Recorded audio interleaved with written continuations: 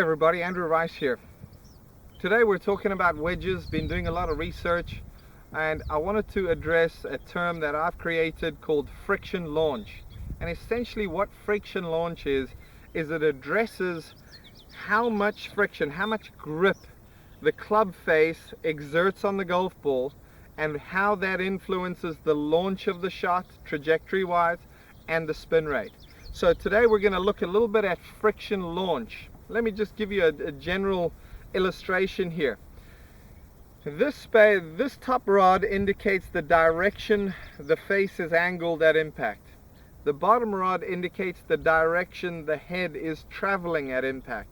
This gap TrackMan refers to as spin loft. So generally what we found, I'll use this yellow rod as an illustrator. Generally what we found is the average wedge shot is going to launch somewhere around 75% in favor of the face. So that's 25% down from the face. My research has shown something quite interesting. You can have the exact same spin loft, the exact same attack angle, the exact same face angle at impact, and you can have balls that may launch at 15% down from the face and balls that launch 35% down from the face.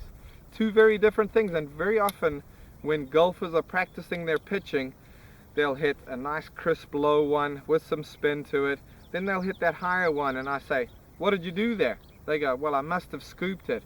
In actual fact, what happens is the golfer does nothing different. Okay, that's one thing I want everybody to understand, is the golfer does nothing different. When you see that pitch shot that launches almost vertically off the face, flies high, very little spin, hits on the green, bounces, and almost seems to keep rolling, that is through no fault of your own. Essentially what happens is there's a lot of matter that gets caught between the ball and the face, thus reducing the grip, and the ball slips up the face, launches higher with a lot lower spin.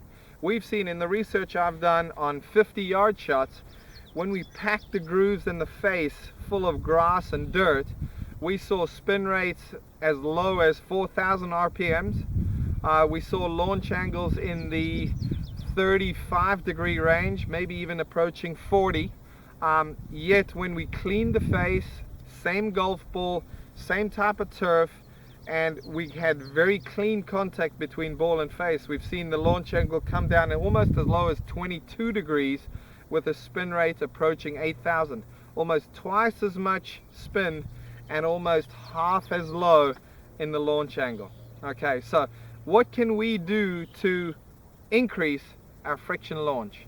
The lower we can hit our pitch shots, the more spin, the less divot, I think we're going to start to be able to control the golf ball. It's a much more direct approach in getting the ball to the hole.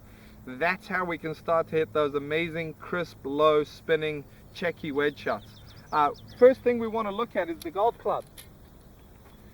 We need a fresh wedge, crisp grooves. Most of the premium wedges now have a milled face. The space between the grooves is actually more important than the grooves. Keep your wedges A, clean, B, fresh. In other words, don't go too long where you're wearing down the face. Every shot you hit is wearing down the face on your wedge. So the longer you keep your wedges in action, in play, the less grip your club face is going to be able to exert on the golf ball.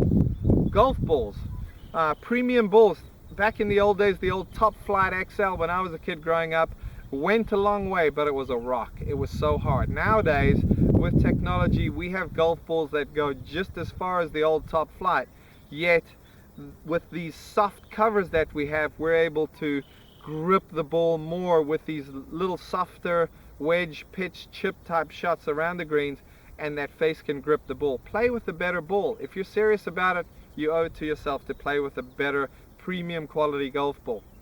Thirdly, the type of turf you're playing off of, the quality of the lie you're experiencing out, either in the fairway or in the rough. If you're in the first cut or if you're in the rough, I can almost guarantee you're going to get grass caught between the ball and the face, and that ball's going to launch higher with less spin. If you're laying up on a par 5, it pays off. You've seen these guys in the US Open, they're always hitting irons for their layup shots, always trying to ensure that they get it in the fairway. The reason?